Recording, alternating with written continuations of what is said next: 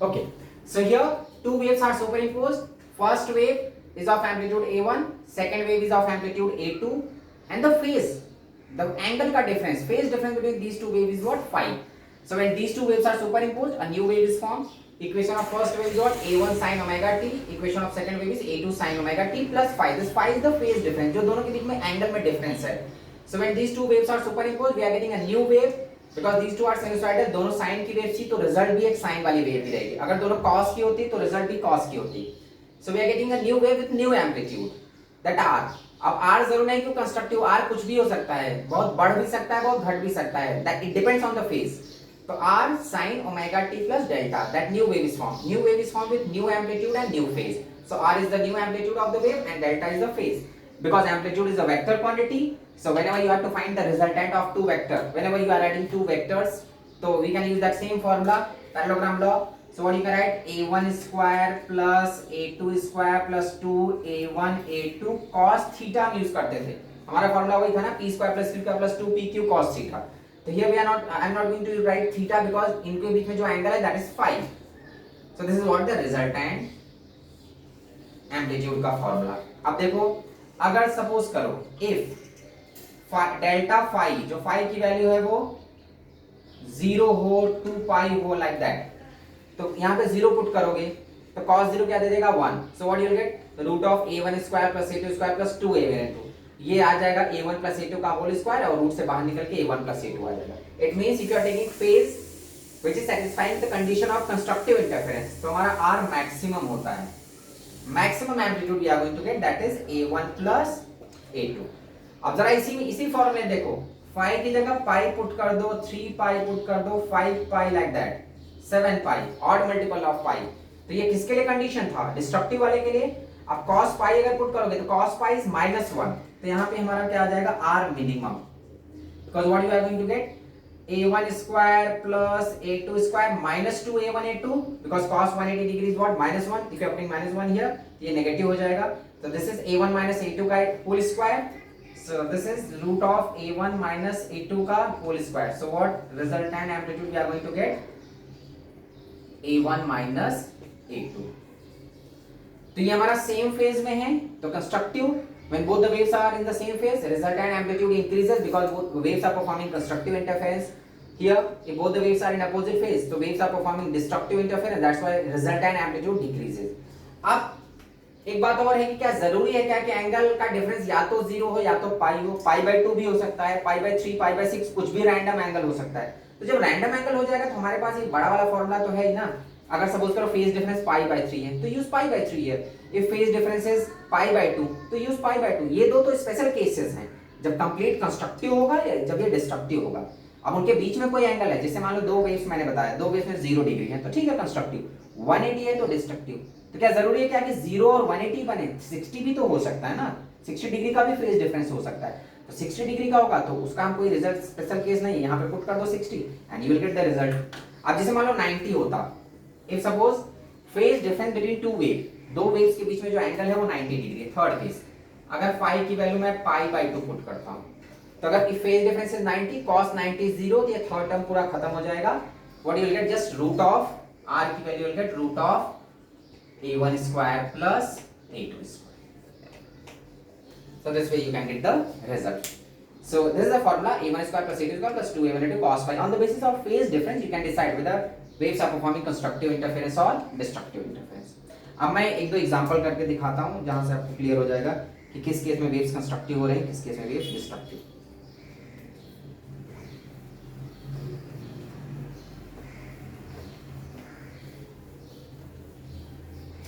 ठीक है, अगर हम जरा साइन और कॉस को कंपेयर करते हैं, साइन थीटा और कॉस थीटा की बात करूं तो साइन थीटा और कॉस थीटा में डिफरेंस होता है.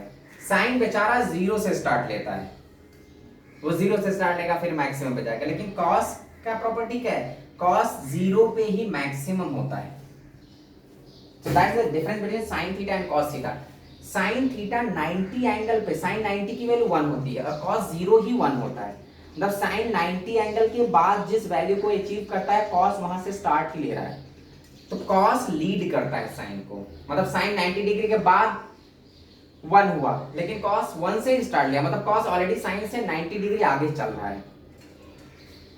क्लियर? मान लो कोई बहुत, तुम लोग पढ़ाई किए, बहुत बड़े आदमी बन गए, बाद में अपने लिए बड़ी सी कार खरीदे, बड़ी सी मर्सिडीज खरीदे, तो तुम पहले तो तुम बहुत ज्यादा हार्ड वर्क किए, बहुत ज्यादा सक्सेसफुल हुए, तब तुमने मर्सिडीज खरीदे। अब कोई ऐसा बंदा है जो पैदा हुआ तो उसके घर में पहले से ही मर्सिडीज थी, तो वो तो ऑलरेडी उसके पास प्लस पॉइंट है, वो ऑलरेडी लीड कर रहा है हमसे, ठीक है। सो जरूरी नहीं कि हम यहाँ पे, ये साइन बेचारा जीरो पे था, स्टार्टिंग जीरो से स्टार्ट लेके मैक्सिमम वैल्यू जाता है, कॉस मैक्सिमम से स्टार्ट लेता है, तो कॉस लीड करता है साइन को, कितने एंगल से? 90 डिग्री से। जिस एंगल, जिस वैल्यू को अचीव करने के लिए साइन को 90 डिग्री का एंगल कवर करना पड़ता है, उस वैल्यू से कॉस स्टार्ट ही लेता है, मतलब cos leads the sine by 90 degree, ये याद रखना। तो साइन और कॉस को अगर हम कंपेयर करते हैं तो कॉस हमेशा 90 से आगे चलता है साइन से। अब जरा देखो वेव्स की इक्वेशन में हम कैसे इसको यूज करेंगे। मान लो हमारे पास बहुत सारी वेव्स दी हुई हैं, मैं यहाँ पे 4-5 वेव लिखूंगा, उसको सुपर इम्पोज करना। मान लो y1 दिया है 2 sin ओमेगा t, पहली वेव की equation.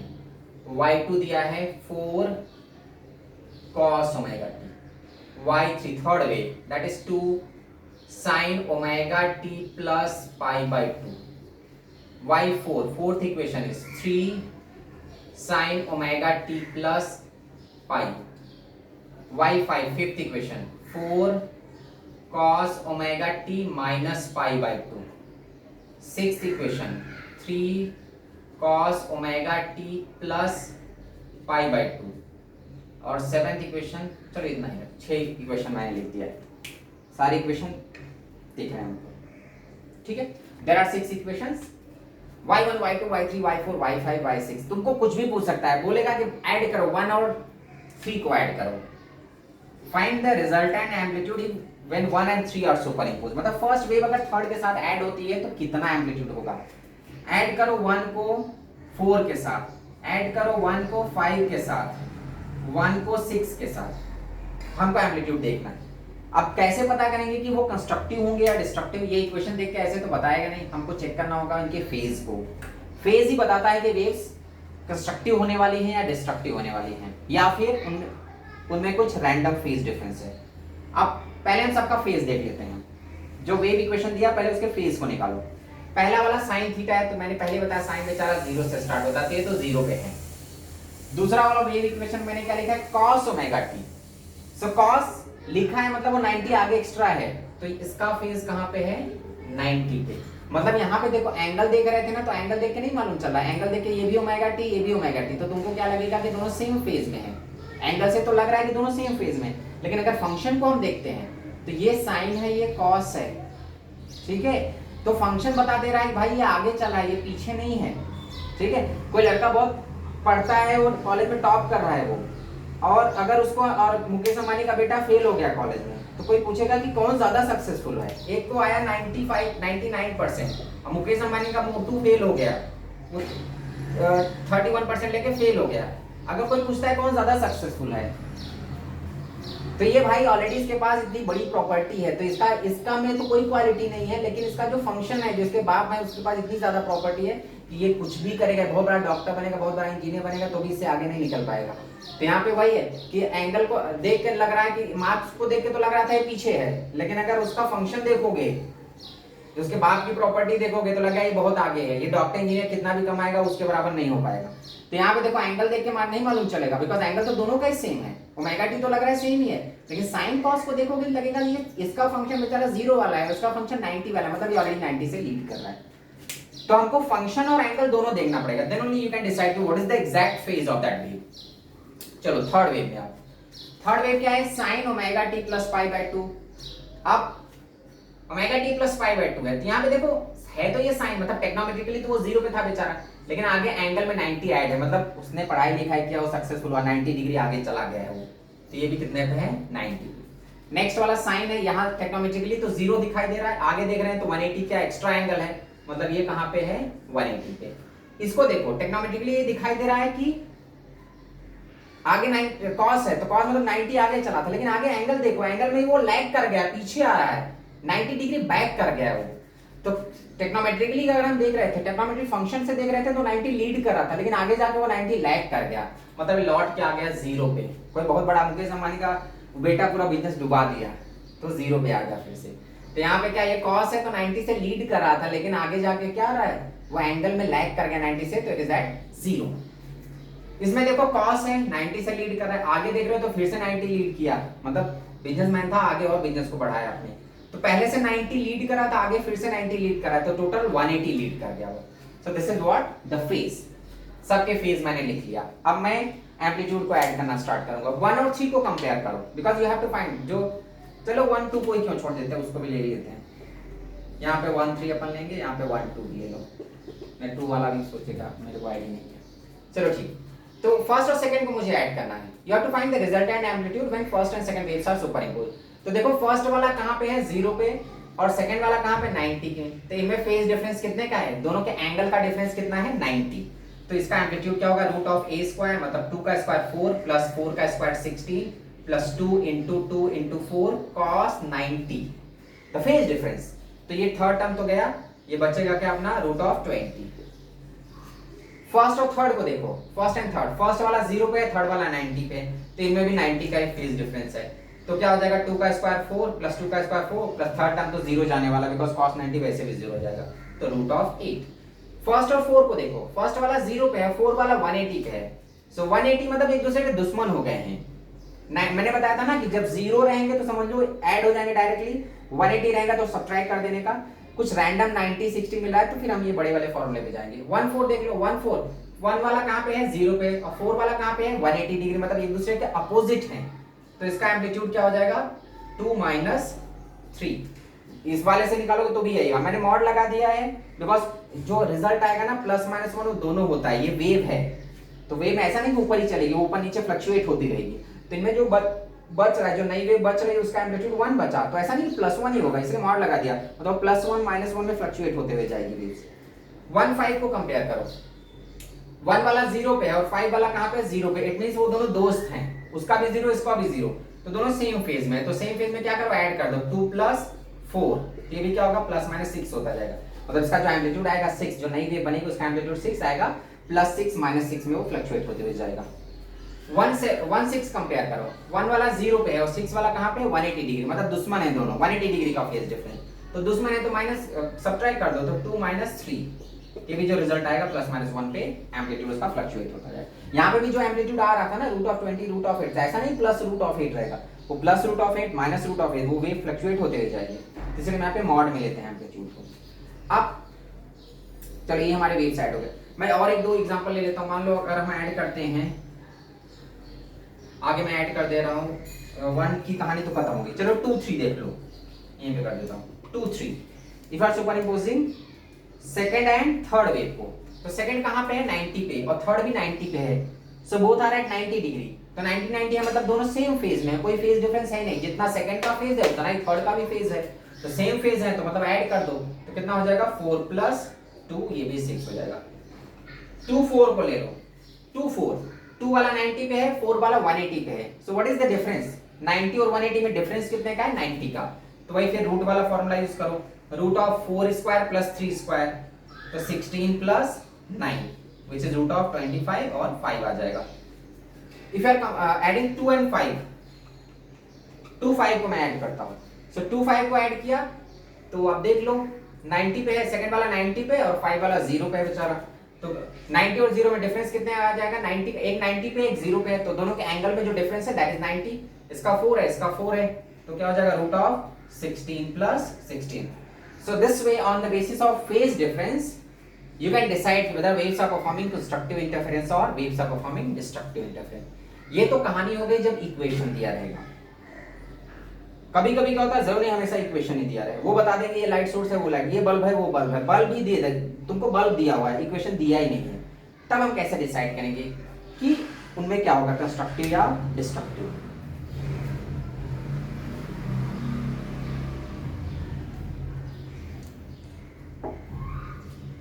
If two light sources are given, ऐसा बोल दिया उसने, हमारा फर्स्ट था, सेकंड मान लो ऐसा बोलता है हमारे पास 2 बल्ब लाइट के बल्ब हैं, ऐसे ये दोनों जल रहे हैं, यहाँ पे स्क्रीन है जहां पे लाइट जाके टकराएगी। ये बोला एक पॉइंट यहाँ पे है, एक आदमी यहाँ पे खड़ा है और एक आदमी यहाँ पे खड़ा है, बता ये P है और ये Q है, तो P Q 2 आदमी हैं जो खड़े हैं। दोनों बल्ब से लाइट जल रही है, इससे भी लाइट जल रही है और इससे भी लाइट जल रही है। इसका भी एम्पलीट्यूड ए है, इसका भी एम्पलीट्यूड 4a ले लो। अब दोनों बल्ब में एक ज्यादा ब्राइट है, ये जो सेकंड वाला बल्ब है वो ज्यादा ब्राइट है, इसका ब्राइटनेस ज्यादा है, बिकॉज इसका एम्पलीट्यूड ही दिखा रहा है, बता रहा है कि 4a है। इस साइड में लिखते, इसका एम्पलीट्यूड ए है और इसका ब्राइटनेस ज्यादा है, इसका एम्पलीट्यूड 4a है।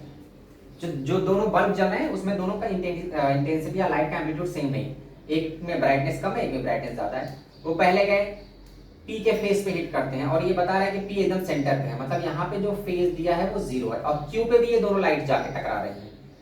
P के चेहरे पे भी लाइट गिर रही है, Q के चेहरे पे भी लाइट गिर रही है। P के चेहरे पे जो लाइट गिर रही है, दोनों वेव से जो लाइट जाके हिट करे उनमें कोई फेज डिफरेंस नहीं, और Q के लिए दिया है फेज डिफरेंस π/2, दोनों के लिए फेज दिया हुआ है।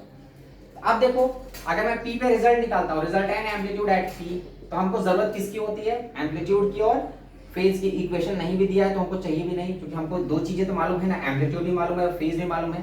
तो इक्वेशन लेके क्या करेंगे हम, इक्वेशन से भी तो वही निकालते थे ना, हम एम्पलीट्यूड ही देखते थे और फेज ही देखते थे। यहाँ पे इक्वेशन ना देके उन्होंने बल्ब दे दिया है तो उनका एम्पलीट्यूड दिया, तो पहले का एम्पलीट्यूड ए है, दूसरे का एम्पलीट्यूड 4a है, और P के फेस पे अगर लाइट हिट कर रही तो P में दिया हुआ है कि P एग्जैक्टली सेंटर पे है, तो कोई फेज डिफरेंस नहीं, फेज डिफरेंस उस पे 0 दिया है। ये दिया रहेगा तुमको, ऐसा मत सोचना कि अरे सर ने तो लिख दिया, इनको कैसे मालूम, वो तो मैंने रैंडम लिख दिया। अगर वो क्वेश्चन पूछेगा तो तुमको मेंशन करेगा कि what is the phase difference, अगर फेज नहीं देगा तो पाथ तो देगा कम से कम, तो पाथ से भी हम फेज निकाल लेंगे। अभी मैं फेज वाले क्वेश्चंस कर रहा हूं, फिर मैं पाथ वाले भी बताऊं। तो यहां पे देखो P पे, so for light which are interfering at point P, what is the phase difference between those two waves is what, 0 degree, it means both the waves are in the same phase. तब हो गया a² plus 4a² plus 2a 4a cos 0। अब 0 है तो वैसे भी अपने को मालूम अंडरस्टूड है कि सेम फेज में है, तो ऐड कर दो a plus 4a which is 5a। तो P के फेस पे जो लाइट गिरेगी उसका एम्पलीट्यूड ज्यादा होगा, वो कंस्ट्रक्टिव इंटरफेरेंस। Q पे देख लो, Q पे जो वेव्स जा रही हैं सेम वेव्स हैं, एम्पलीट्यूड भी सेम है, बट उनका फेज डिफरेंस 90 डिग्री है। तब 90 वाला फॉर्मूला यूज कर लो, तो क्या हो जाएगा a² plus 4a², third term is gone because cos 90 is 0, so what you are going to get, say root of 17a। so this way you can find the amplitude at point P and Q। मान लो यहाँ पे एक और आदमी है R, PQR है, एक और आदमी यहाँ पे खड़ा है, उसके जो चेहरे पे लाइट गिर रही है उनके लिए फेज डिफरेंस पाई दिया है, मैंने ऊपर लिख दिया है पाई, तो उसका भी निकाल लो। R क्या हो जाएगा, पाई है तो मतलब अपोजिट दुश्मन ही है, दोनों वेव्स हैं, तो a² plus 16a² plus 2a 4a cos pi is what, -1। तब ये रिलेट कर लो तो हमारा डायरेक्ट, बिकॉज पाई एंगल का मतलब both the waves are in opposite phase, तो अपोजिट फेज मतलब डायरेक्टली यू कैन सब्ट्रैक्ट, तो mod of a minus 4a, so you will get plus minus 3a। so this way you can calculate if amplitude of a wave is given and phase difference is given। हमको confuse करने के लिए कभी-कभी path के term में बात करते हो, तो जब पाथ डिफरेंस वाली बात होगी ना, वो इक्वेशन में कभी नहीं होगी, बिकॉज इक्वेशन में पाथ डिफरेंस नहीं लिख सकते, इक्वेशन में एंगल ही लिखा जाता है, लेकिन जब वो बल्ब देंगे तब वो पाथ डिफरेंस भी लिख सकते हैं। अब देखो ऐसे, ये दो बल्ब हैं, दोनों ही चल रहे हैं, पहले जाके यहाँ पे लाइट हिट की, पहले यहाँ पे लाइट टकरा रही दोनों, तो देख रहे हो ना, इसका लेंथ ज्यादा है, इसका लेंथ कम है, मतलब कुछ पाथ डिफरेंस आएगा, और इधर भी लाइट जाके टकरा रही है। यहाँ पे बंदा P खड़ा है, यहाँ पे Q है, ये हमारा P है, ये Q है। इसके लिए जो पाथ डिफरेंस दिखा रहा है वो दिखा रहा है λ/2। अब देखो पाथ था इसलिए वो लैम्डा के टर्म में दिया था, डेल्टा x दे रहा हूं मैं, delta x1 is what, λ/2, and here delta x2 is given lambda. तो मतलब जो P के फेस पे लाइट जा रही है वहां पे पाथ डिफरेंस है, phase difference is not given, angle is not given, तो cos में हम λ/2 नहीं पुट कर देंगे, बिकॉज cos थीटा में थीटा पुट करना होगा, मतलब तुमको फेज निकालना होगा। यहाँ पे पाथ डिफरेंस दिया मतलब हमारा काम बढ़ा दिया। First you have to find phase difference on the basis of this path difference. तो मैंने स्टार्टिंग में ही बता दिया था कि we can relate phase and length, तो हमको लेंथ मालूम है तो क्या है, टेंशन नहीं, हम फेज निकाल लेंगे। इसके लिए भी लेंथ दिया है लैम्डा, तो भी फेज निकाल लेंगे। अब जरा देखो डेल्टा x फॉर p के लिए पाथ डिफरेंस कितना दिया, λ/2, तो फेज डिफरेंस में जाओ तो मुझे मालूम है लैम्डा के लिए क्या होता है, लैम्डा मतलब पूरा वन साइकिल, तो वन साइकिल के लिए एंगल कितना होता है 2 पाई, तो जस्ट सब्स्टिट्यूट कर दो 2 pi/2, so what you are going to get pi, मतलब p के लिए फेज डिफरेंस पाई है। डेल्टा x q के लिए जो डेल्टा x था पाथ डिफरेंस दिया था कितना था, लैम्डा, तो फेज डिफरेंस निकालो delta phi, which is lambda की जगह जस्ट 2 पाई पुट कर दो, कहानी खत्म। तो P के लिए फेज डिफरेंस पाई है, मतलब डिस्ट्रक्टिव इंटरफेरेंस, Q के लिए फेज डिफरेंस 2 पाई है, तो कंस्ट्रक्टिव इंटरफेरेंस। इनका एम्पलीट्यूड मान लो A और 3 ऐसा दिया हुआ है, तो अब निकाल लो रिजल्टेंट एम्पलीट्यूड एट P, तो P पे तो डिस्ट्रक्ट मतलब पाई का फेज डिफरेंस है, तो दोनों अपोजिट हैं, तो A minus 3A, and for Q resultant amplitude at Q, so both are in the same phase because for point Q path difference is lambda and phase difference is 2 pi. 2 pi means even multiple of pi, so if phase difference is even multiple of pi, both the waves are performing constructive interference. So when waves are performing constructive interference, we are going to get maximum amplitude. So here A plus 3A, ये fluctuate होगा plus minus 4A में, और ये fluctuate होगा plus minus 2A. So this is how, if amplitude is given, phase is given, so on the basis of phase difference you can find the resultant amplitude at the point of interference. यहाँ पे देखो 2 point दिया है, ऐसे 1000 point दे सकता है जहाँ पे इंटरफेरेंस हो रहा है, क्योंकि पूरे स्क्रीन पे तो इनफाइनाइट पॉइंट्स है ना, और हर एक पॉइंट पे लाइट रेज इंटरफेरेंस परफॉर्म करती है, तो हर एक पॉइंट पे ब्राइट डार्क बनते जाता है, जहाँ पे कंस्ट्रक्टिव होगा ब्राइट होगा, जहाँ पे डिस्ट्रक्टिव होगा वहाँ पे डार्क बनते जाता है. So on the basis of phase difference and path difference you can find the resultant amplitude of superimposed wave.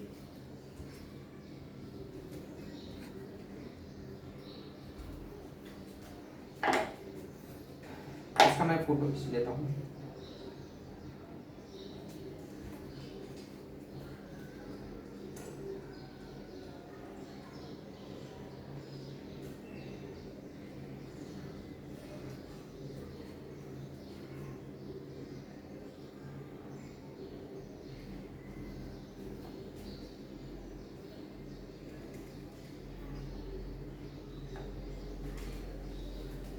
So if equation of waves are given, from that given equation you can decide कि what is the phase of waves and amplitude भी दिया रहेगा. Equation के सामने ही amplitude लिखा रहता है, तो अगर इक्वेशन दिया है तो हमको खोजना पड़ेगा, एम्पलीट्यूड दिखाता रहेगा, फेज हमको डिसाइड देखना होगा उसमें एंगल के बेसिस पे. Then when waves are superimposed you can get the resultant amplitude. अब नेक्स्ट हम डिस्कस करेंगे इंटेंसिटी. अभी हमने क्या फाइंड किया, if two waves are superimposed, दो लाइट रेज सुपरइम्पोज होंगे तो जो रिजल्टेंट वेव बनेगा उसका एम्पलीट्यूड हमने निकाला. Next we will find the intensity.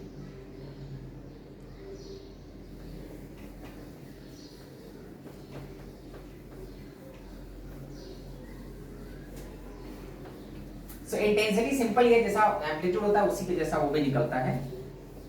Intensity के लिए कोई अलग से दुनिया भर का फॉर्मूला पढ़ने की जरूरत नहीं, बस वो एम्पलीट्यूड वाला जो फॉर्मूला है वही इंटेंसिटी में भी यूज होता है.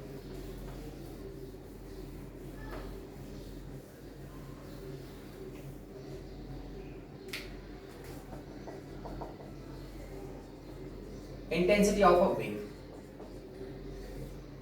तो अगर दो वेव्स हैं, इंटेंसिटी बेसिकली होता है कोई भी बल्ब से लाइट, मतलब जैसे मान लो सन है, सन से लाइट आ रही है, ऐसी पूरा दुनिया भर में लाइट जा रही है, अर्थ यहाँ पे अपना छोटा, तो अर्थ के एरिया पे कितनी लाइट हिट कर रही है वही उसकी इंटेंसिटी होती है. तो intensity is basically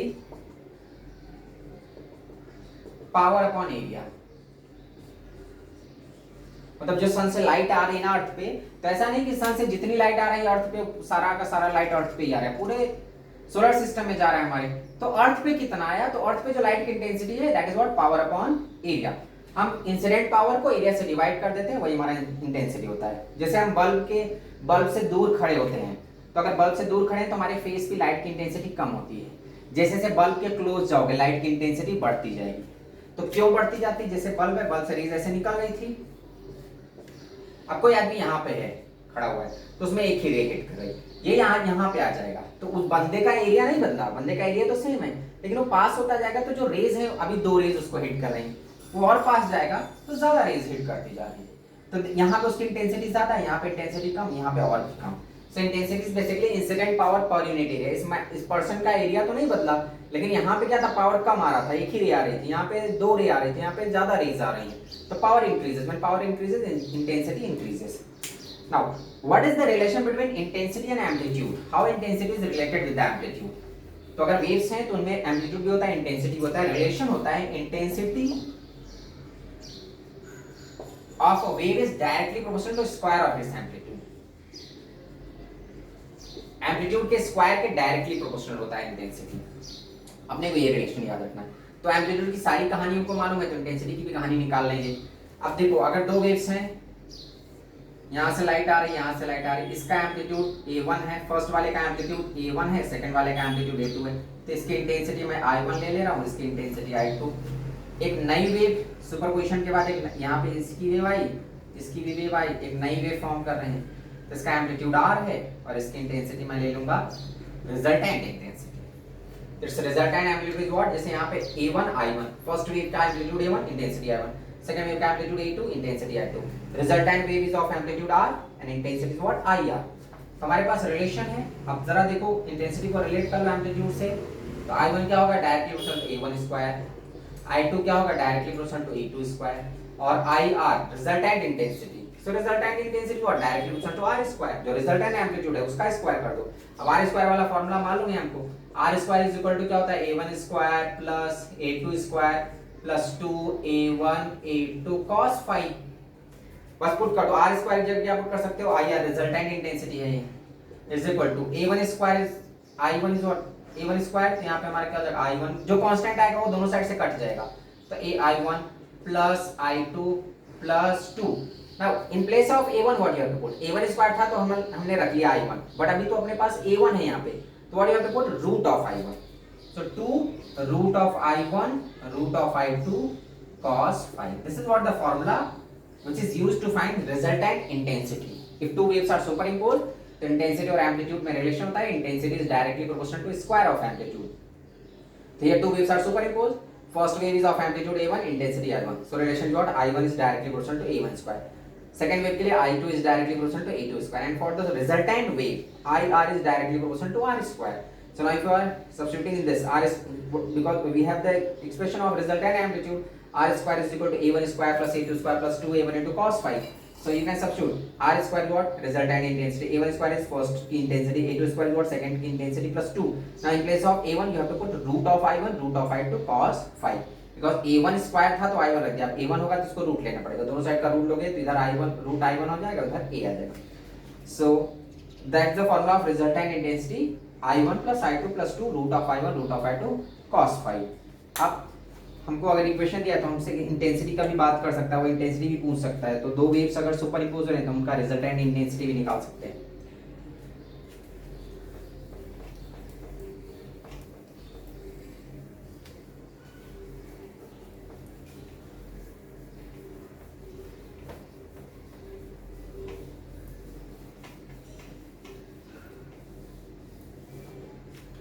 Okay, so how to find the resultant intensity of two waves? If suppose first question, यहाँ पे दो waves दिया है, first is of intensity I and second is of intensity